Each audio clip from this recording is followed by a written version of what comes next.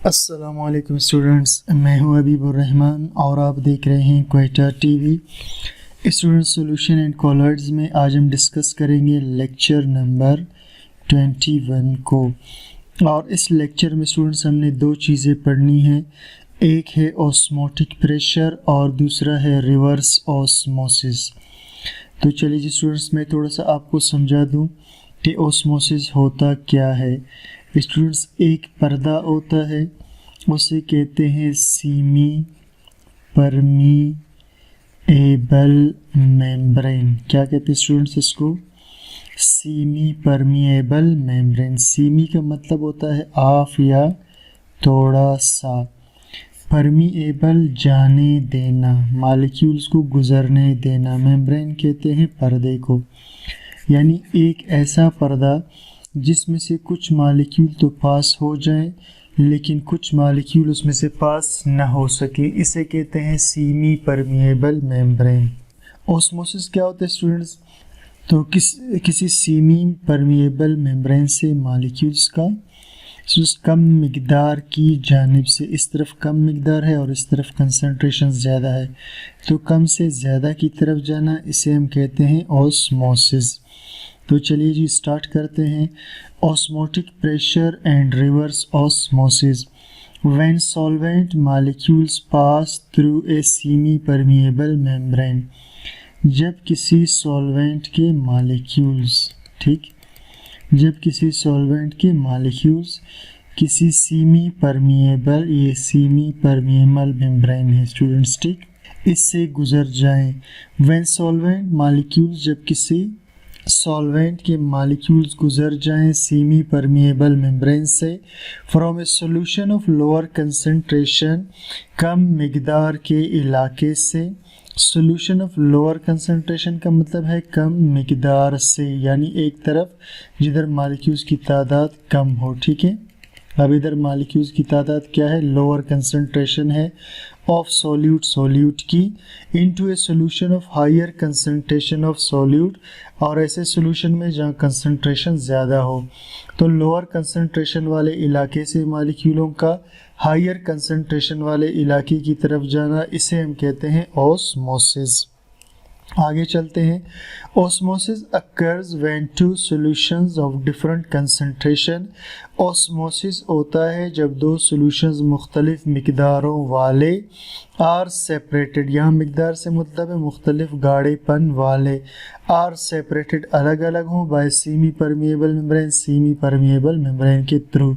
यानी फ़र्ज़ करें इस तरफ जो सॉल्यूशन मौजूद है उसके अंदर सोल्यूट की मिकदार कम है, और दूसरी तरफ जो सॉल्यूशन मौजूद है उसमें सोल्यूट की मिकदार ज़्यादा है, यहाँ कम था और यहाँ ज़्यादा है, तो इन दोनों सॉल्यूशंस में कंसंट्रेशन का फ़र्क होगा। आगे चले जी, एग्जाम्पल पढ़ते हैं। A 10% concentrated sugar या ग्लूकोज सॉल्यूशन इज टेकन। एक 10% कंसनट्रेटेड शुगर का सॉल्यूशन। अब 10% का स्टूडेंट्स मतलब ये है कि 10 इससे चीनी हो और बाकी उसमें पानी हो, तो इसे हम 10% कहेंगे। तो 10% कंसनट्रेटेड सॉल्यूशन हमने लिया इन अ तिसल फनल में। अब तिसल फनल क्या होता है स्टूडेंट्स? ठीक है, ये इस तरह का स्टूडेंट्स एक फनल होता है इस तरह का, ठीक है, ये इस तरफ से बंद होता है ऊपर की जानिब से, और यहाँ ये इस तरह से थोड़ा सा इस तरह से बना हुआ इसका मुंह होता है, इसे हम कहते हैं तिसल फनल। ठीक, मैं यहाँ पर लिख लेता हूँ, ये क्या है स्टूडेंट्स? ये है तिसल फनल, सही। तो इस तिसल फनल के अंदर क्या किया हमने? इस तिसल फनल के अंदर हमने कोई सॉल्यूशन ले लिया, ठीक है, और ये सॉल्यूशन क्या चीज़ है? ये बहुत ही गाढ़ा सॉल्यूशन है शुगर का, चीनी का बहुत ही गाढ़ा सॉल्यूशन। इसे मैं लिख लेता हूँ कंसनट्रेटेड शुगर सॉल्यूशन। कंसनट्रेटेड कहते हैं स्टूडेंट्स गाढ़े को, ठीक है, इसमें कंसनट्रेटेड शुगर का सॉल्यूशन मौजूद है। फिर क्या किया? whose mouth is sealed with a semi permeable membrane, जिसका मुंह सील्ड है, बंद है, सीमी परमिएबल पर्दे से। इसके मुंह को हम इधर सीमी परमिएबल पर्दे से बंद कर देते हैं। ठीक, यहाँ हम सीमी परमिएबल मेम्ब्रेन लगा लेते हैं। ये क्या है, ये सब्ज वाला सीमी परमिएबल मेम्ब्रेन है। और यहाँ स्टूडेंट्स जो हम सीमी परमिएबल मेम्ब्रेन यूज़ करेंगे वो क्या होगा, वो होगा सेलोफिन। क्या होगा, सेलोफिन। ठीक है, ये सेलुलोज से बना हुआ एक पर्दा होता है, इसे सेलोफिन कहते हैं। आगे चलते हैं जी। Sealed with semi permeable membrane, funnel containing sugar solution, funnel जिसके अंदर शुगर का सोल्यूशन है, ये वाला। Is placed in a beaker of pure water, इसे हम रखते हैं प्योर वाटर के बीकर के अंदर। ठीक है, अब स्टूडेंट्स इस सारे बर्तन को हम क्या करते हैं, हम प्योर वाटर के बीकर के अंदर इसको रख लेते हैं। ठीक, यहाँ इसके अंदर प्योर वाटर मौजूद है। ठीक, मैं स्टूडेंट्स इसका ज़रा वाटर के कलर को थोड़ा सा मैं चेंज कर लेता हूँ ताकि बाद में ठीक से समझ आ जाए। ठीक है, तो ये इसके अंदर बीकर के अंदर प्योर वाटर मौजूद है। ठीक, ये वाटर है स्टूडेंट्स। अब आगे चलते हैं। इनिशियली शुरू में rate of flow of solvent, rate students कहते हैं रफ्तार को। तो शुरू में रफ्तार, फ्लो बहने का, सॉल्वेंट का, सॉल्वेंट के बहने की रफ्तार शुरू में from beaker into the funnel is greater, beaker से फनल में तेज होगा। यानी बीकर के अंदर जो पानी है ये फनल के अंदर इस तेजी से जाना शुरू कर देगा। ठीक है, then the rate of flow of solvent from funnel to beaker, बनिस्बते बहना सॉल्वेंट का फनल से बीकर में, यानी फनल से कुछ चीज़ें बीकर में भी आ रही होंगी। ठीक है, और यहाँ से कुछ, और बीकर में से कुछ चीज़ें, लेकिन जो चीज़ें फनल के अंदर जा रही हैं उसकी रफ्तार तेज़ होगी। जो सॉल्वेंट फनल में जा रहा है उसकी रफ्तार जो सॉल्वेंट तिसल फनल में जा रहा है उसकी रफ्तार तेज़ होगी, और जो सॉल्वेंट फनल से निकलकर बीकर में आ रहा है उसकी रफ्तार कम होगी। ठीक है, तो शुरू में रफ्तार सॉल्वेंट के बहने का बीकर से फनल में ज़्यादा होगा बनिस्बत रफ्तार के सॉल्वेंट के बहने के फनल से बीकर के तरफ। The solvent starts flowing from the beaker through the semi permeable membrane, solvent शुरू करता है बहना बीकर में से सेमी परमिएबल मेम्ब्रेन के ज़रिए into the sugar solution side, sugar solution side पर, यानी इसकी बात हो रही स्टूडेंट्स। ठीक है, तो सॉल्वेंट यहाँ से बहना शुरू करेगा शुगर सोल्यूशन की तरफ। आगे चलते हैं। With the passage of time, पर वक्त गुजरने के साथ साथ the volume of sugar solution increases, ये जो शुगर सोल्यूशन की स्टूडेंट्स वॉल्यूम था तिसल फनल के अंदर, इसका वॉल्यूम आहिस्ता आहिस्ता बढ़ना शुरू हो जाएगा। क्यों स्टूडेंट्स का वॉल्यूम बढ़ेगा, वॉल्यूम इसका इस वजह से बढ़ेगा क्योंकि अंदर मुसलसल पानी दाखिल हो रहा है। तो वक्त के साथ साथ वॉल्यूम शुगर सोल्यूशन का बढ़ता जाएगा। In the stem of the funnel, stem में फनल के, ये स्टेम है फनल का, इसमें ये वॉल्यूम बढ़ता चला जाएगा। इन बीकर में वाटर लेवल डिक्रीजेस, पानी कम होगा, इसमें पानी क्या हो जाएगा स्टूडेंट्स, कम, क्योंकि पानी अंदर जाकर वहाँ ऊपर जा रहा है।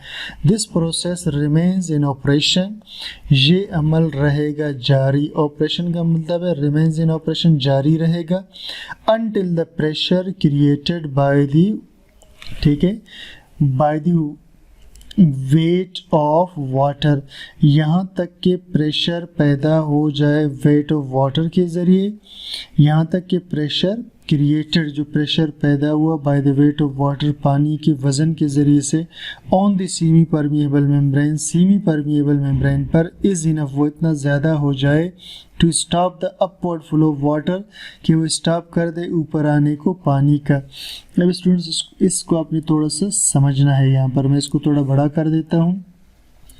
अब स्टूडेंट यहाँ पर ये कह रहा है कि ये जो पानी अंदर आ रहा था, ठीक है, तो यहाँ पानी जमा होता रहेगा। जब इस तिसल फनल में पानी जमा होगा तो पानी के वज़न भी बढ़ना शुरू कर देगा। आखिरकार इस पानी का वज़न इतना ज़्यादा हो जाएगा कि वो मज़ीद सॉल्वेंट के अंदर आने को रोक देगा, ठीक है। इस कॉन्सेप्ट की हम यहाँ पर बात कर रहे हैं। दोबारा आप सेंटेंस देखेंगे, इन बीकर में वाटर लेवल कम होगा।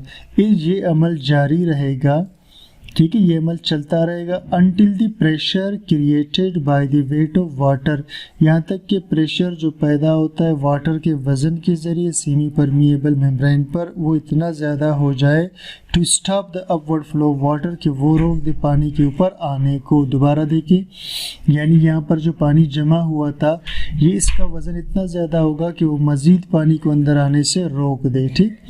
आगे चलते हैं स्टूडेंट्स इससे, ठीक है। एट दिस स्टेज, इस जगह पर, rate of flow of water from beaker to funnel becomes equal, ठीक है। इस जगह पर क्या होगा, एट दिस स्टेज, इस जगह पर रफ्तार पानी के बहने का बीकर से फनल में वो बराबर हो जाएगा to the rate of flow of water from funnel to the beaker, उस रफ्तार के जो पानी बह रहा है फनल से बीकर में। यानी बीकर से फनल की तरफ पानी का बहना और फनल से बीकर की तरफ पानी का बहना, ये दोनों स्टूडेंट्स क्या हो जाएंगे, बराबर हो जाएंगे, इक्विलिब्रियम में आ जाएंगे। Air solution level stops rising in the neck of funnel, अब सॉल्यूशन का जो लेवल नेक ऑफ फनल में बढ़ रहा था, स्टॉप्स राइजिंग, वो बढ़ना बंद हो जाएगा नेक ऑफ फनल में। नो इक्विलिब्रियम इज एस्टेब्लिश, अब इक्विलिब्रियम कायम हो चुका है। इन दिस केस, इस केस में solvent flows eight N equal rate in both direction, solvent बहता है बराबर रफ्तार से दोनों डायरेक्शन में, यानी बीकर के अंदर और तसल फनल के अंदर, दोनों डायरेक्शन में रफ्तार सेम होती है across the semi permeable membrane, इर्द गिर्द सेमी परमिएबल मेम्ब्रेन के। The amount of pressure require to attain equilibrium, और मिकदार प्रेशर की जो ज़रूरत होती है हासिल करने के लिए इक्विलिब्रियम को, इज़ कॉल्ड ऑस्मोटिक प्रेशर, इसे कहते हैं ऑस्मोटिक प्रेशर। तो वो मिकदार प्रेशर की जो ज़रूरत होती है इक्विलिब्रियम हासिल करने के लिए, उसे हम कहते हैं ऑस्मोटिक प्रेशर। यानी यहाँ स्टूडेंट्स बर्तन की हम बात कर रहे हैं, ठीक है। इस बर्तन के अंदर यहाँ पर, ठीक है, यहाँ पर, और फिर अंदर से सॉल्वेंट बाहर आ रहा होगा, कहते हैं इतना प्रेशर हासिल करना कि दोनों तरफ इक्विलिब्रियम बन जाए।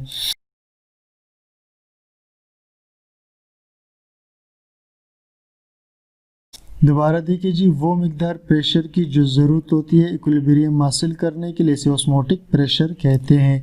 It is denoted by pi, इसे हम ज़ाहिर करते हैं पाई से, और ये पाई का निशान है। Osmotic pressure of solute is given by, osmotic pressure को पाई से ज़ाहिर करेंगे और ये बराबर होता है N/V/RT। N/V number of moles या नंबर ऑफ मालिक्यूल्स है, और V वॉल्यूम है, R यहाँ पर जनरल गैस कांस्टेंट है, और T क्या है, टेम्परेचर है।